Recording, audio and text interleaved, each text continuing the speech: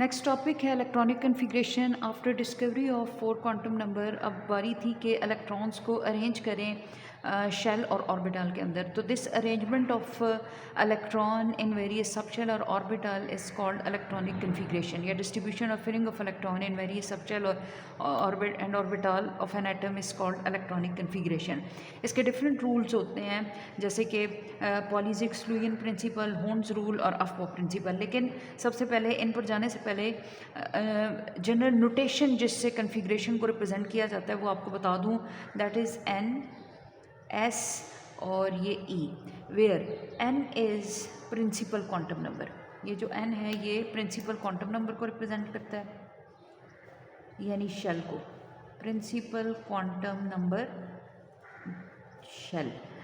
S जो है वो एजीमुथल क्वांटम नंबर यानी सब शेल की रिप्रेजेंटेशन के लिए होता है। और ये जो ई है ये इलेक्ट्रॉन्स की तादाद को, इलेक्ट्रॉन नंबर को रिप्रेजेंट करेगा। फॉर एग्जांपल अगर हम कहते हैं कि 1s2, तो इसका मतलब है n की जगह पे 1 आया है, ये फर्स्ट शेल की बात हो रही है।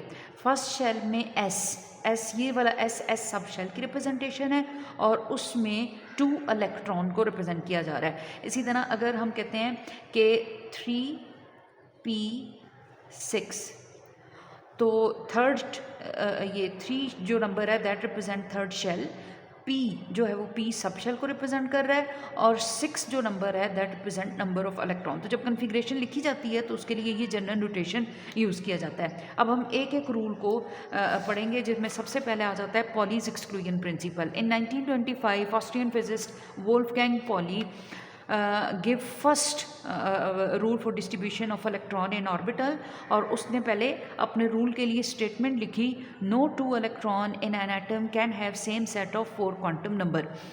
एक ही एटम के एक ही शेल में अगर 2 इलेक्ट्रॉन होंगे तो क्वांटम नंबर का सेट उनके लिए कभी भी सेम नहीं होगा, not have same number of quantum number. तो वो कैसे, तो क्वांटम नंबर का सेट, 4 क्वांटम नंबर का सेट कौन सा होता है, तो principal, azimuthal, magnetic quantum number और स्पिन क्वांटम नंबर। ये सेट किन इलेक्ट्रॉन के लिए लिखा जा रहा है, जो एक एटम के 2 इलेक्ट्रॉन एक ही शेल में प्रेजेंट हो। जैसे कि देखें हीलियम में एटॉमिक नंबर होता है 2, उसमें 2 इलेक्ट्रॉन होते हैं, तो फर्स्ट शेल में ही 2 इलेक्ट्रॉन आ जाते हैं, because first shell can accommodate 2 electron. तो अगर ये उसका 1 इलेक्ट्रॉन है और ये इसका जो है वो सेकंड इलेक्ट्रॉन है, और दोनों के लिए हम क्वांटम नंबर का सेट लिखें, तो अब बारी बारी ये एक फर्स्ट इलेक्ट्रॉन, ये वाला सेकंड इलेक्ट्रॉन, दोनों के लिए क्वांटम नंबर का सेट लिखेंगे। तो देखें दोनों फर्स्ट शेल में है। फर्स्ट शेल के लिए n की वैल्यू हमेशा 1 रहेगी। सो इस इलेक्ट्रॉन के लिए भी n की वैल्यू 1, तो इस इलेक्ट्रॉन के लिए भी, क्योंकि ये भी फर्स्ट शेल में ही प्रेजेंट है, सो n की वैल्यू 1 आ जाएगी। इसके बाद azimuthal quantum number. Azimuthal quantum number निकालने के लिए फार्मूला लगाते हैं n-1। अब n की वैल्यू दोनों के लिए हमारे पास 1 आई है, 1 - 1 करेंगे तो 0, और 0 रिप्रेजेंट्स एस सब शेल। सो एजीमुथल क्वांटम नंबर यहाँ पे इसके लिए भी 0 है तो इसके लिए भी 0 है, क्योंकि फर्स्ट शेल में s sub shell, first shell में एस सब शेल, और एस सब शेल की रिप्रेजेंटेशन होती है एल के साथ 0। फिर उसके बाद magnetic quantum number. Magnetic quantum number की वैल्यू हमने पढ़ा था equal to azimuthal quantum number, वो इसी के इक्वल होती है। तो अगर एजीमुथल की 0 आई है तो मैग्नेटिक क्वांटम नंबर भी 0, इसके लिए भी, तो इधर भी 0, क्योंकि एस सब शेल में एक ऑर्बिटल होता है जिसे 0 से रिप्रेजेंट किया गया है। अब इसके बाद आ गई स्पिन क्वांटम नंबर। अब 2 इलेक्ट्रॉन सेम शेल में होंगे, सब शेल में होंगे, तो उनके लिए जो स्पिन क्वांटम लिखा जाएगा वो +½ और -½ वैल्यू से लिखा जाएगा। वो क्यों, because when 1 electron move clockwise, तो उस वक्त दूसरा जो है वो एंटी क्लॉकवाइज मूव करेगा, और क्लॉकवाइज को रिप्रेजेंट करते हैं प्लस से और एंटी क्लॉकवाइज को रिप्रेजेंट करते हैं माइनस से। तो अब देखें क्वांटम नंबर का सेट, क्वांटम नंबर का सेट कौन से, 4 क्वांटम नंबर, उनका सेट देख लेते हैं कहाँ पे जाके चेंज हो गए। तो आप देखें प्रिंसिपल क्वांटम नंबर की वैल्यू दोनों के लिए सेम, अजीमुथल क्वांटम नंबर दोनों के लिए सेम, मैग्नेटिक क्वांटम नंबर दोनों के लिए सेम, लेकिन स्पिन क्वांटम नंबर दोनों के लिए सेम नहीं है। एक के साथ वैल्यू +½ आ रही है तो दूसरे के साथ -½ एक क्लॉकवाइज मूव कर रहा है तो दूसरा एंटी क्लॉकवाइज मूव कर रहा है, इसलिए क्वांटम नंबर का सेट पॉली के मुताबिक स्पिन पे जाके चेंज हो जाता है। इस स्टेटमेंट के बाद उसने अपने 2 रूल कन्फिग्रेशन के लिखे जो अभी भी यूज़ होते हैं, that is an orbital can hold maximum of 2 electron only. एक ऑर्बिटल चाहे वो एस का हो, चाहे वो पी के हो, डी के हो, एफ के हो, ज़्यादा से ज़्यादा 2 ही इलेक्ट्रॉन आ सकते हैं, 2 से ज़्यादा नहीं आ सकते। And number 2, when there are 2 electron in an orbital they must have opposite spin.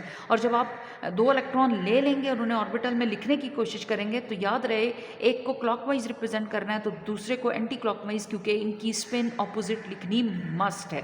For example देखें, हम कार्बन के लिए कन्फिग्रेशन लिखते हैं तो कार्बन में 6 इलेक्ट्रॉन, जब आप फिलिंग करेंगे तो इसके फर्स्ट शेल में अब ये एक ऑर्बिटल है, इसमें 2 से ज़्यादा इलेक्ट्रॉन नहीं डालने, तो 2 इलेक्ट्रॉन लिखते हुए कैसे करेंगे, एक को clockwise, as you know that clockwise electron is represented by upward arrow, और दूसरे को एंटी क्लॉकवाइज लिखेंगे जो कि डाउनवर्ड एरो से लिखा जाएगा। 2 इलेक्ट्रॉन हो गए, फिर 2 यहाँ पे ज़्यादा से ज़्यादा 2 ही डालने हैं क्लॉकवाइज और ये एंटी क्लॉकवाइज, 4 टोटल इलेक्ट्रॉन हो गए, अब 2 रह गए हैं, तो क्लॉकवाइज और एंटी क्लॉकवाइज। तो रूल पहले देख लें, एक ऑर्बिटल में, ये एक ऑर्बिटल 2 इलेक्ट्रॉन ही आने चाहिए, 2 से ज़्यादा नहीं डाले, और लिखते हुए दोनों की spin opposite, clockwise anti clockwise, clockwise anti clockwise, clockwise anti clockwise.